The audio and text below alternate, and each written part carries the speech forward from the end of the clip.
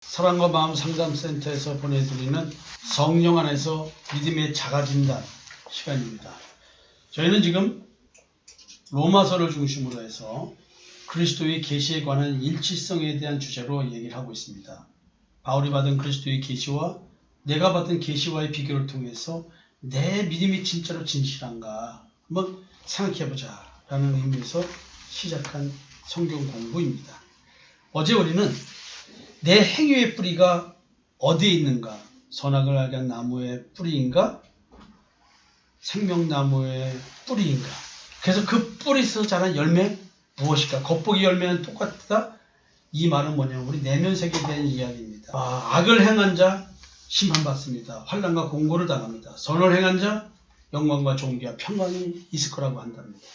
여기서 악이라고 하는 것은 율법주의적인 신앙, 선이라고 하는 것은 예수 그리스도의 십자가의 대속 은총을 믿는 것, 악을 행한 자, 자기의 의를 추구하는 자, 선을 행하는 자, 믿음의 의를 추구하는 자, 그리고 예수 그리스도의 십자가의 대속 은총을 전하는 자입니다. 자, 오늘은 이렇게 악을 행한 자에게 이루어질 잘못된 뿌리에서 나오는 열매를 먹는 자들, 심판이 있다는 얘기에 이어서 공평한 심판에 대한 이야기, 로마서 2장 11절에서 16절의 말씀을 좀 보도록 하겠습니다. 자, 11절부터 16절까지 아름답고 낭랑한 목소리로 예은이가 복독하겠습니다. 하나님께서 외모로 사람을 취하지 아니하심이라. 무릇 율법 없이 범죄한 자는 또한 율법 없이 망하고, 무릇 율법이 있고 범죄한 자는 율법으로 말미암아 심판을 받으리라. 하나님 앞에서는 율법을 듣는 자가 의인이 아니요 오직 율법을 행하는 자라야 의롭다 하심을 얻으리니, 율법 없는 이방인이 본성으로 율법의 일을 행할 때에는 이 사람은 율법이 없어도 자기가 자기에게 율법이 되나니, 이런 이들은 그 양심이 증거가 되어 그 생각들이 서로 혹은 고발하며 혹은 변명하여 그 마음에 새긴 율법의 행위를 나타내느니라. 곧 나의 복음에 이른 바와 같이 하나님이 예수 그리스도로 말미암아 사람들의 은밀한 것을 심판하시는 그날이라. 자, 1절부터 볼까요? 하나님께서 사람을 외모로 취하지 않는다. 이 외모가 뭘 말할까요? 얼굴 말할까요? 그렇지 않습니다. 성경 보면요, 사울왕도 용모가 준수했고요, 다윗도 용모가 준수했고요, 다 뭐가 선택받은 사람들은 용모가 준수했습니다. 모세는 버려졌어도요, 갓난아기 때 이미 용모가 출중해서 공주가 봐도 이 얘기는 죽게 내버려 두기가 좀 너무 그래, 내가 아들을 키울래 라고 마음이 들 정도로 이상하게 용모가 출중하다고 말합니다. 이게 뭘까요? 근데 하나님은 외모로 취하지 않는데요. 여기서 말하는 외모가 무엇일까요? 사실은 이게 외모로 취하지 않는다. 페보로티즘, 편애.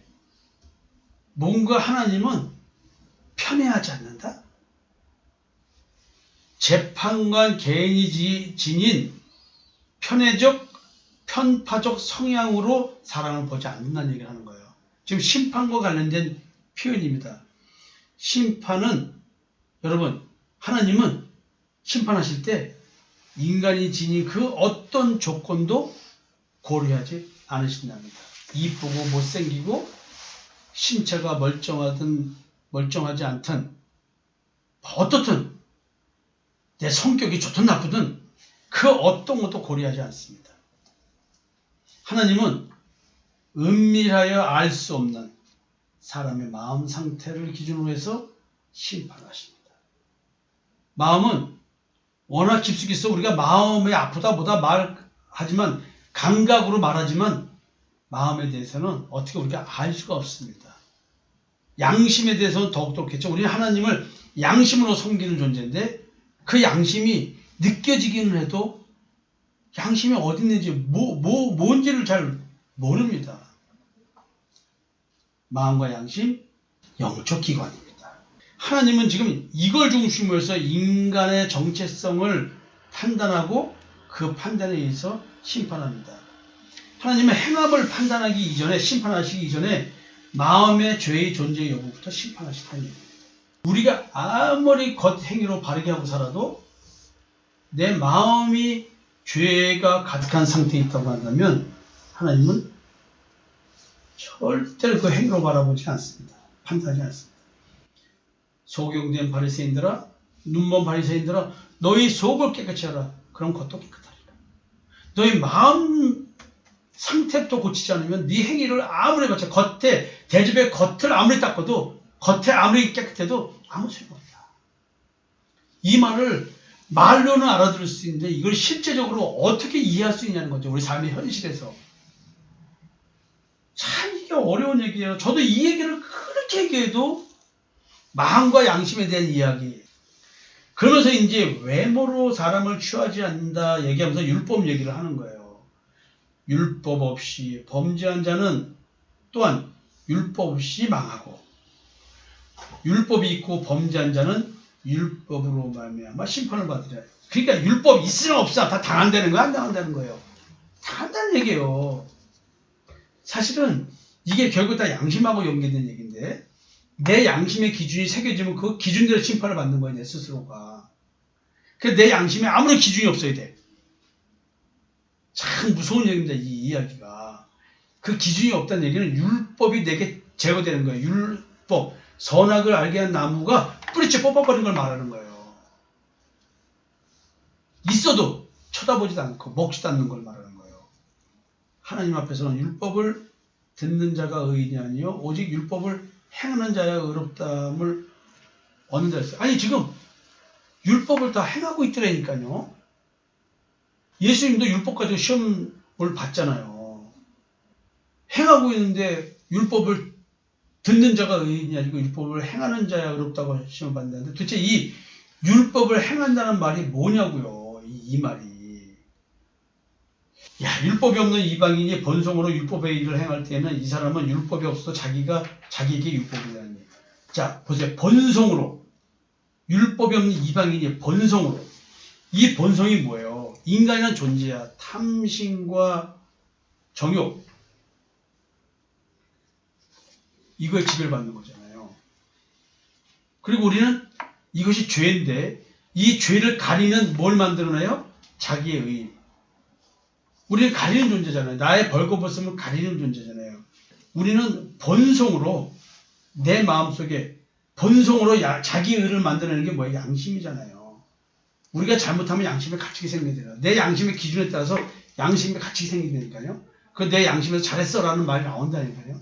그렇게 살아야 돼. 너는 좋아. 그러면서 내가 자기의 의의 열매를 먹잖아요. 이게 본성이 그렇다니까.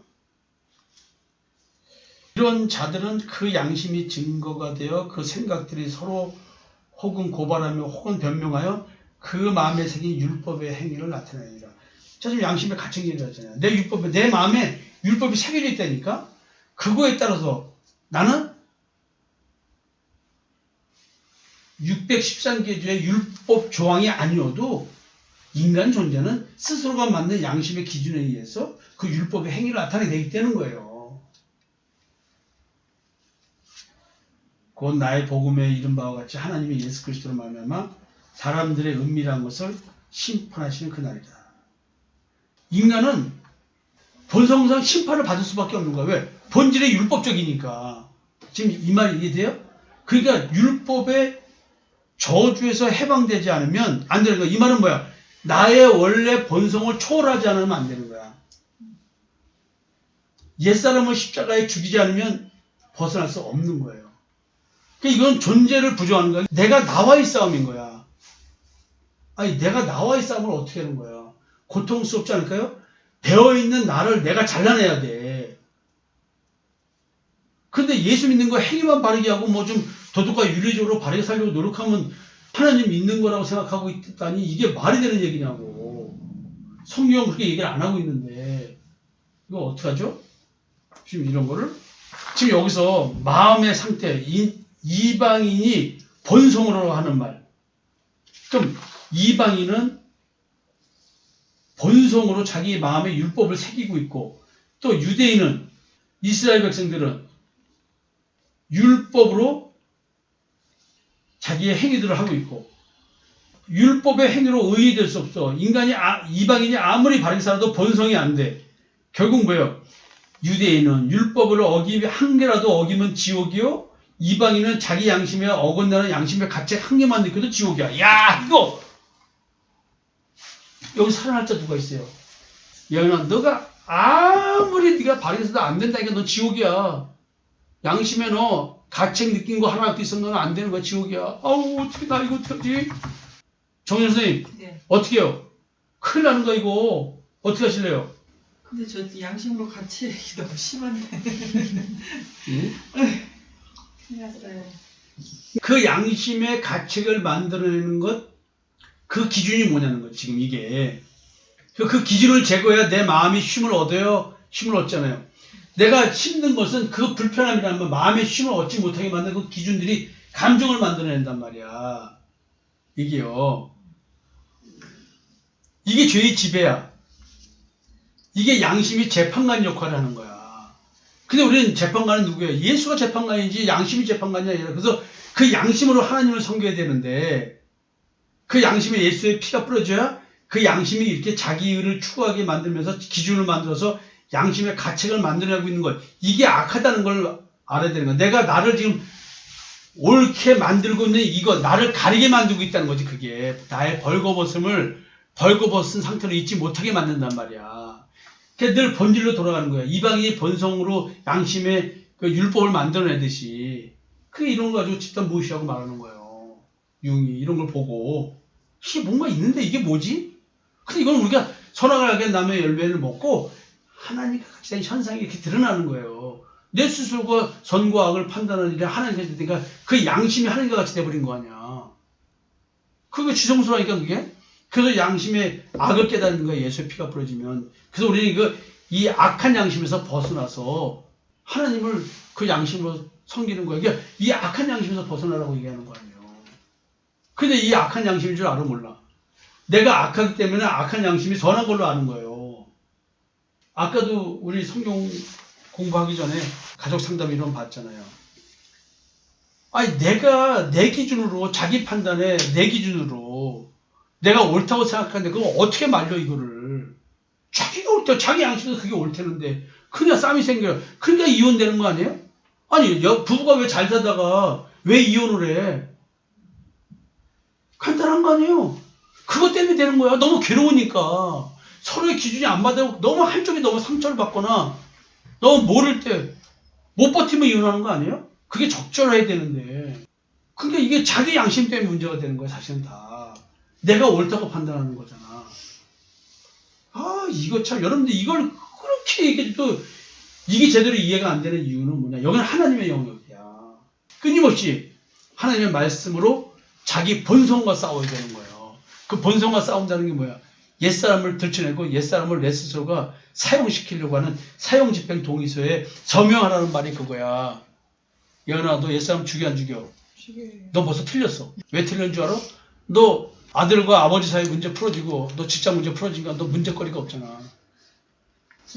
아니, 문제거리는 있는데, 그걸 이제 제가 그런 제 집의 패턴이 비슷하니까 그걸 제가 스스로 계속 제 마음을 보고 있으니까 그 문제거리로 여겨지지 않았어요. 근데 그게 뭐냐?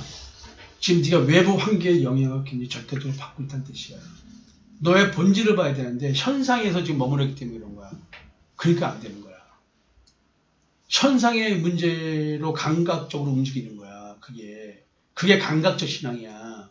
그게 아니라 본질을 가야 되는 거야. 지금 본질. 그걸 가지 않으면 절대 안 돼. 못 느끼는 거야. 최소하게 뭐가 있을지라도 그건 잘 못 느끼는 거야. 근데 감각적인 신앙이 감각이 강하면 되지만 감각이 저기 안 오면은 편안한 마음을 느끼는 거야. 강선생님 우리 얘기했잖아. 특별히 삶에 문제가 없어. 그게 실제 할 얘기도 없어. 사실 따지고 보면. 원가족 얘기하거나 뭐 자기의 내면적인 어떤 뭐 얘기하면 몰라도 특별한 게 없어. 자기 개방하고 자기 노출할 게 뭐 특별한 게 뭐 있어? 없네. 감각적 얘기밖에 없는 거야. 현실에서 발생하고 있는 나의 감정적인 거밖에 얘기할 게 없는 거야. 그냥 본질을 못 들어가는 거야. 이렇게 되면은. 너 지금 말 무슨 말인지 알겠니? 그러니까 자연적으로 뭐야? 상담을 올 이유가 없는 거야. 대화거리 없죠. 현실의 문제가 없어지면 대화거리가 없는 거야. 오늘도 삶의 경험되어지는 삶을 통해서 하나님과의 관계성이 머리털까지 사실 하나님과의 그것으로 드러나는 건데, 삶에서 그걸 못 보는 거지. 눈이 어두워지고 행위에 눈만 밝아지고 마음의 눈은 어두워지고. 이게 잘 이해되는 거예요. 본질을 봐야 된다. 본질을. 지금 우리의 마음 상태는 뭐예요? 태생부터 지닌 본질상 진노의 자녀의 마음 그대로 갖고 있는 거예요. 근데 그 상태에서 우리는 바뀌어야 되는 거예요.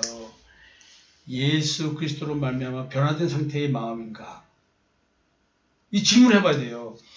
원래 우리는 태어날 때부터 본질상 진노의 자녀로 태어나잖아요. 진노의 자녀는 하나님께 저주를 받을 존재로, 심판을 받을 존재로 태어나는 거 아니에요. 이 존재가 왜 그러냐? 마음 때문에 그런 거예요. 마음. 육신은 마음에 따른 문제니까. 이 마음이 죄에 지배받는 마음이 된 거예요. 마음에서 죄가 왕노릇한다 그랬잖아요. 나는 이 죄의 노예로 살고 있다고. 근데 우리는 모르잖아. 이런 상태를. 그러면 우리 지금 예수를 믿습니다. 여러분들이 예수 그리스도로 말미암아 정말 내가 마음이 변화됐는가?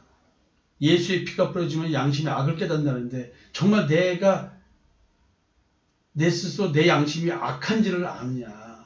성경은 지금 이 악한 양심에서 벗어나야 된다는 얘기라는 거예요. 근데 악한 양심의 지배를 깨닫지 못하고 느끼지 못하는데 어떻게 악한 양심에서 벗어나려고 하는 마음이 생기겠냐고. 오늘도 내가 내 양심이 나도 모르게 이게 옳다고 되어 있는 거기서 상대를 헤아리고 판단하는 생각들과 감정이 다 올라오는데 이걸 어떻게 할 거냐고. 이거를 여러분들이 지금 예수 그리스도로 말미암아 내가 좀 변화된 상태의 마음인가 아니면 자연인 그대로의 마음인가. 이 말은 그리스도의 할례를 받은 마음인가. 이 그리스도의 할례는 뭐야? 십자가에 옛사람을 죽이는 걸 말해요. 육적 몸을 벗는 그리스도 할례라고 한다고. 마음 가죽을 베는 거예요. 할례는 몸에 하는 걸 할례라고 하잖아요. 몸에 하는 할례를 통해서 뭘 깨달으라고 하는 얘기냐면 마음에 이루어지는 할례를 깨달은 거예요. 이 마음에 이루어지는 할례는 사람의 손이 아닌 하나님의 영에 의해서 이루어지는 거예요. 그것이 현실적으로는 예수님이 십자가에 못 박혀 죽은 거로 눈으로 보여준 거고, 우리도 그 십자가에 죽어가는 고통을 뭘로 느끼냐면 마음 가죽이 베어져서 내 마음의 상태를 볼 때부터 이런 십자가의 죽음의 고통, 할례의 고통을 느끼게 되는 거예요. 자, 그러면 내 마음속을 보니, 마음 가지고 베고 나니 육적 몸을 벗어버리니 뭐가 보여요? 내 마음속에서 왕노릇한 죄가 보인다는 거지. 아, 오라 공간사면서 누가 이 사망의 몸에서 누가 나를 건져내. 이걸 보게 되니까 이런 고백을 하게 되는 거예요. 예수님이 말씀하신 것처럼 겉만 말종한 율법주의자들, 자기 의를 추구하는 사람들, 이들은 자기 마음속이 어떤 상태인지, 죽은 시체가 내 마음속에 있는 것처럼 썩은 시체 냄새가 나는 회칠한 무덤이라는 것을 겉모양만 아름답게 꾸며놓은 무덤, 그 아름다운 무덤 그 속에는 뭐가 들어있는 거예요? 썩어 문드러지고 구데기가 겨가는 그런 상태의 마음, 그렇게 표현하고 있는 거예요. 그래서 예수님이 회칠한 무덤 같다 이라는 거예요. 그게 이제 그런 죄를 진멸해야 되잖아요. 이 진멸이라는 것은 뭐예요? 그 더러운 죄를 깨끗하게 해야 되는 거 아니에요? 깨끗하게. 근데 이 깨끗하게 하는 것은 오직 믿음으로 가능하지 내가 어떤 행위들을 바르게 하려고 노력해서 되는 게 아니라는 거죠. 이걸 깨닫는 거죠, 우리는. 그리고 예수가 내 마음에 계시는가. 믿음으로 말하면 예수 그리스도가 마음에 있게 하옵시고. 우리는 그런 얘기를 봅니다, 성경에서. 믿음이 있는 사람들은 예수 그리스도가 내 마음에 와 계시는 거예요. 믿음이 있는 사람은 내 마음에 복음으로 말하면 예수 그리스도의 형상이 이루어져 가는 겁니다. 그리스도는 하나님의 형상입니다. 우리는 누구의 형상을 담았어요? 아담의 형상을 담은 게 아니라 하나님의 형상을 담은 거예요. 성령님께서 내주하고 계시는 거예요. 성령님께서 내주한다는 얘기는 보증이라고 그랬죠. 보증. 그러니까 하나님의 사랑이 성령으로 말미암아 우리 마음에 부음바 됩니다. 성령이 내주한다는 얘기는 하나님께 사랑받은 자라는 뜻입니다. 기름 부음을 받은 자라는 뜻이에요. 예수 그리스도가 내 마음에 계시다는 뜻입니다. 심판날에 예수님이 나와 동행하시겠다고 하는, 함께 사신다고 하는 보증, 증거로서 내 마음에 성령이 생기는 거예요. 내 마음에 오시는 거예요. 내 마음에 사시는 거예요. 이걸 그래서 뭐라고 표현하냐면 우리가 성령이 거하시는 하나님의 전이다. 우리가 하나님의 성전이다. 이 얘기를 하는 거예요. 여러분, 하나님의 성전에 돌아오면 하나님이 오실 수 있을까요? 내 방에 똥이 가득한데 내가 내 방에 들어가서 잠을 잘 수 있을까요? 똑같아요. 하나님도 더러운 죄가 거주하고 미혹의 영이 지성소에서 가짜 하나님이 진짜 하나님인 척하는 것, 이게 벨리알과 예수 그리스도가 어떻게 같이 조화될 수 있어요? 지성소에 같이 있을 수가 없어요. 그냥 하나님이 거하실 수 있는 나의 마음 상태인가, 이걸 잘 봐야. 로마서 2장 11절에 16절 이런 말씀이 있어요. 심판 얘기를 하면서 양심 얘기하니까 양심이 좀 어렵죠? 자, 이야기를 들으신 여러분들 한번 들은 소감 한번 나눠볼게요. 오늘 이 성경 이야기를 통해서 양심 얘기도 하고 그랬는데 마음 상태된 얘기, 본질상 진노의 자녀를 변한 그 상태의 우리 마음인가, 예수 그리스도를 만나 변화된 마음인가, 이런 얘기를 했어요. 오늘 성경 공부를 하면서 느낀 소감, 이현이가 한마디 할까요? 오늘 성경 공부 말씀을 들으면서 제가 너무 제 양심에 다시 본질로 돌아간 제 마음의 그게 무뎌짐을 느낀 것 같아요. 너무 일상생활로 다시 돌아간 그런 본질로 돌아간, 생활에 문제가 없으면 그냥 제 마음에 문제가 없다고 그냥 느낀 그런 오늘 말씀이었던 것 같아요. 근데 제가 또 돌이켜보면 전 스스로 그냥 말씀 들으면서 또 잘하고 있네, 또 행동을 또 보지 않았나, 행위, 마음이 아닌 또 그런 걸 느끼는 성경 공부였습니다. 감각적 신앙, 행위의 눈이 밝아진 신앙이 아니고 자기 마음의 눈이 밝아져가지고 지혜와 계시 영에 의해서 마음의 눈이 밝아져가지고 자기의 존재를 인식할 수 있는 그런 신앙생활을 해야 됩니다. 아프고 힘들지만 그 고통이 축복이라는 사실을 깨닫고 옛사람이 죽어가는 고통을 겪고, 그리고 약속대로 새 생명을 주시고 새 사람 되게 하신다 했으니 그 약속을 믿고 우리 모두 그 고통을 감내해야 됩니다. 오늘 질문하려고 했더니 문 작가님께서 손사래를 치시네요. 강선생님 뭐 느끼신 거 있어요?